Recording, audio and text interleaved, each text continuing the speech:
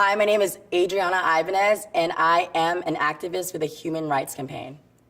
Around the time that I discovered that I was transgender, I was dealing with a lot of self-hate, a lot of fear. I didn't exactly know what was wrong with me. There was always an ongoing struggle internally about who I am. People were telling me this is what you are, that I was a boy, that this is how I should be acting, this is how I should dress. And for me, there was a sense of extreme fear of being rejected, extreme fears of okay, what if I never am happy? What if I never get to become myself? So hate crimes happen to a lot of transgender people, and it's also happened to me. One of my newest friends disclosed that I was transgender to a guy that had liked me. He went up to me, grabbed me by my neck with both of his hands, and he threw me to the floor. We were on the balcony, and I fell 2 stories down. And things like these are stories that a lot of transgender people face.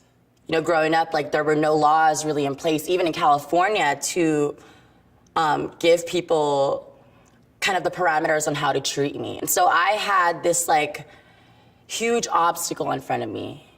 And the only solution was for me to engage in my own liberation. So that had to include me telling the people who were in charge of me, I will use the girls' restroom. I will use these facilities because that's who I am. It's not enough for people to tolerate us, because for people to tolerate us, that means that they're just putting up with us. What I want, in terms of LGBTQ equality, is for people to accept us.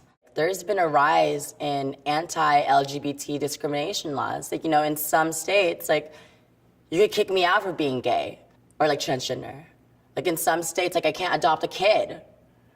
A child that needs a home, they will not let me provide for them because I am LGBT. And so for me, what's at stake is trans people's lives, minorities' lives. I vote for the people like me who are going to be born in the future.